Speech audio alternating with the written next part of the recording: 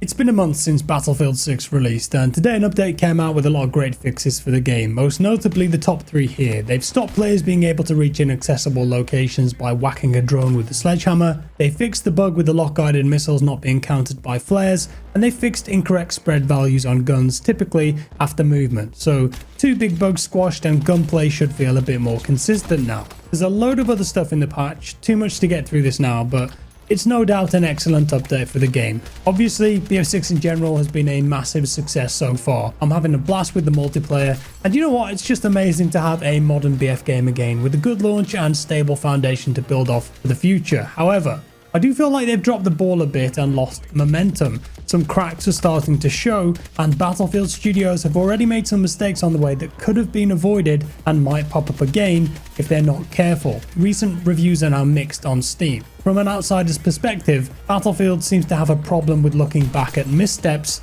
it has already made in past titles, in fact repeating them with this game. So in this video we're going to talk about that, mainly playing devil's advocate, but also I think further problems could be exacerbated if these issues are not addressed. Just my opinion, of course. I'm not doing this to just complain for the sake of complaining. Bit of constructive criticism, and I'm coming from the perspective of being a Battlefield fan since BF 1942. So in this video we're going to talk about BF6 and what I think some of the missteps, mistakes and problems are with the game. I've just noticed a few things recently that have built up and up and could ultimately turn people off from the game and the franchise, killing its growth and longevity. Also, I wanted to say thanks to you guys. We managed to raise $11,465 for the special effect charity. You're all amazing. That's going to make a huge difference. Thank you. And the footage you're seeing on the screen here is from the new BF6 map that's releasing next week on November 18th called Eastwood. It's really good. I think it's going to be a fan favorite.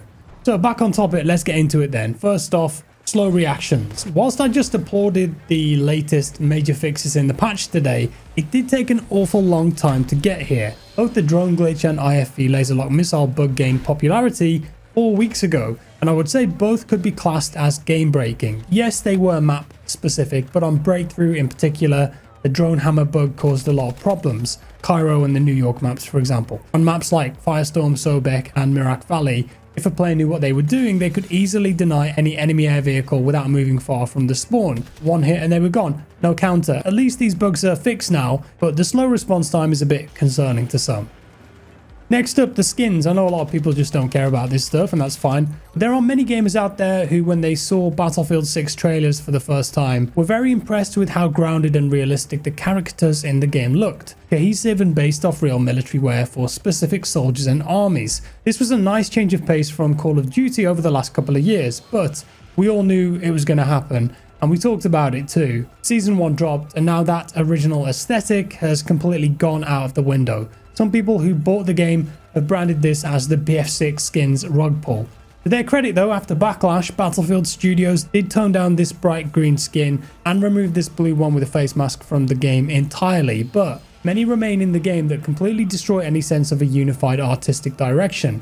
An easy class identification, that's just completely out of the picture now. If they push this too far, people are going to get sick of it. The best solution would be to give people a toggle for authentic base skins only, or let people pick in their own games what they want specific classes and soldiers to look like.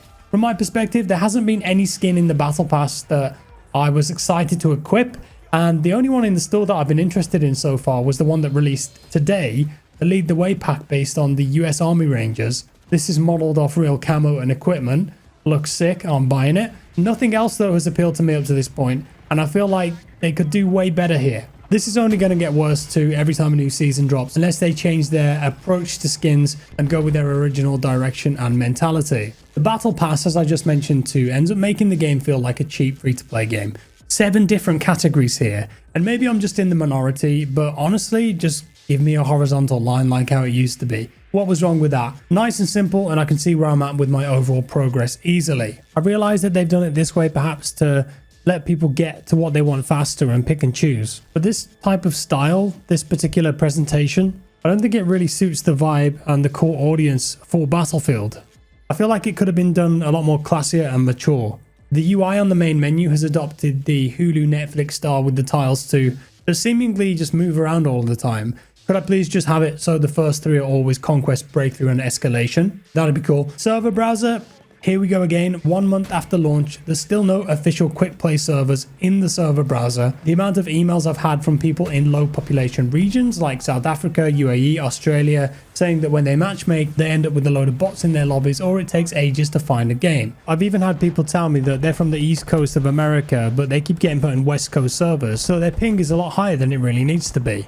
I don't understand the problem though. Please educate me on this. Why can we not just have the quick play official servers listed in the server browser too, like we used to have in previous games? So then people have got the option and choice to play what they like. Could we also have a large quantity of persistent official servers here too? Portal next. While it's no doubt incredible what you can do with Portal, the way that this has been launched and managed so far has been bad.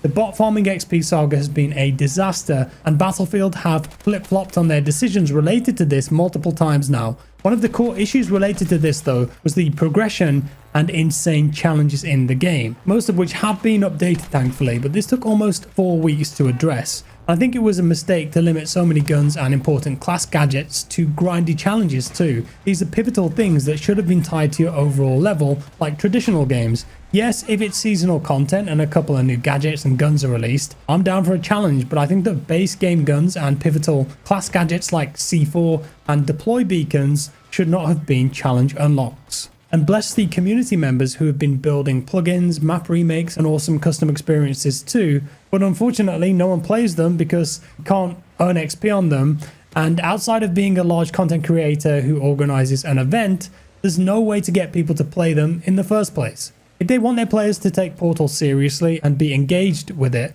Battlefield need to do a way better job of working with Portal creators and highlighting modes that are impressive and popular, officially hosting them and pointing people towards them in the main menu in servers that they can earn full XP on.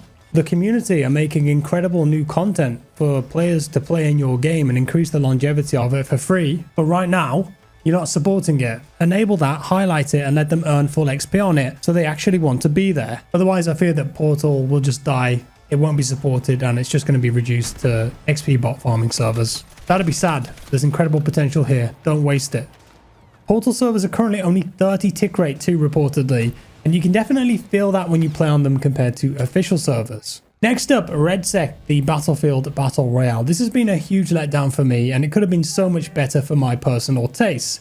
I don't think it was ready for release. It feels very ropey to me, unpolished and unfinished. 30 tick servers for most of the round that scale up at the end, but make the gunplay feel horrible for the majority of the game. It's a mostly uninspired map for me, boring missions and a bad loot system. As a battle royale mode, I think it's just okay, and it hasn't made the splash or impact that they wanted it to. Zooming out and looking at the online space, it doesn't seem that many people are talking about RedSec across the board on press sites, social media, YouTube and Twitch.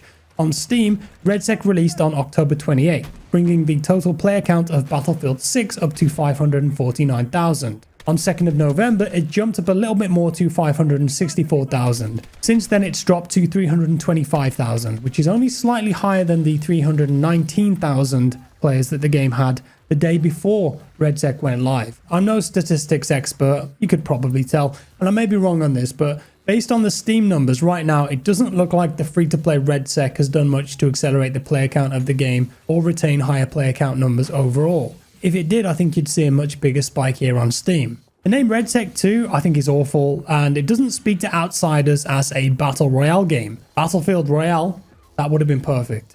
RedSec stands for Redacted Sector. What does that even mean or say? Warzone worked because it's obvious what it is, a war zone. RedSec though doesn't mean anything. It doesn't pronounce or signify a free-to-play battle royale game at all, and I think it's a bad choice. I also think that they were quite bold releasing RedSec 2 days before Arc Raiders, and that was a mistake that could have been avoided. Surely they knew how much attention that game would have considering all of the previous hype and playtests. And this is kind of related to Season 1 in general too. I think that they released too many game modes at once. Gauntlet, Strike Point, Overshadowed could have come later down the line. Sabotage, another new game mode releasing this week, is not going to be played much at all based on my experience of it so far. Generally speaking, perhaps BF6 is trying to do too many things at once right now. They also had RedSec specific challenges too for multiplayer players that annoyed a large part of the player base for a few days before they changed it and that you re-roll them to multiplayer challenges instead. That was a terrible oversight, easily avoided if they thought about it a bit, and it resulted in mass review bombing on Steam. There's no solo mode in RedSec either. I think a lot of people would actually try it if it had that, but they're just not going to give it a look. Footstep audio, I do mention that later too for multiplayer, but in RedSec it's really bad. And also the volume of vehicles, IFVs, tanks, jeeps can be right next to you and you don't hear anything or something right at the last second and then it's too late. Finally for RedSec, they have just announced a content creator tournament for the Gauntlet game mode. That's pretty cool and I'm sure it will be a good show, but I think to start with, they should be focusing more on grassroots competitions with real players to grow the community rather than full-time YouTubers and Twitch streamers. You can't make esports happen in your game by force. You have to provide the tools and enable it, and this has to happen naturally and come from real players. There's a couple other things related to the party system and server browser as well. Sometimes if you're in a full party, you just can't queue for a match. Straight up doesn't work. We got that the other night trying to record squad up. And good luck trying to play with more than 4 people on an official server. Ain't gonna happen. For moment-to-moment gameplay, I would say visibility still needs a bit of work. Audio footsteps, sometimes you just don't hear anything when people run up to you. Don't like that.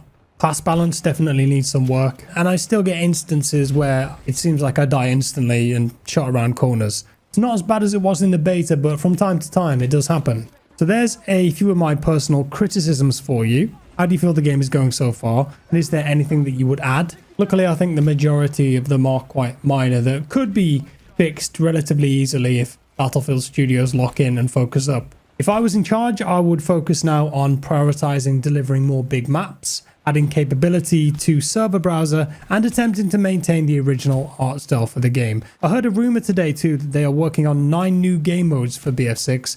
Don't need to do that. Conquest, Breakthrough, Escalation, that's fine. Ultimately, a lot of these grievances do add up over time though. Battlefield 6 is off to a flying start for sure. I, like many others, are overall very happy and enjoying it. But don't forget, if you get enough minors in a driving test, you'll fail it. Thanks for watching. I'm off to go shoot some helicopters down. Bye bye.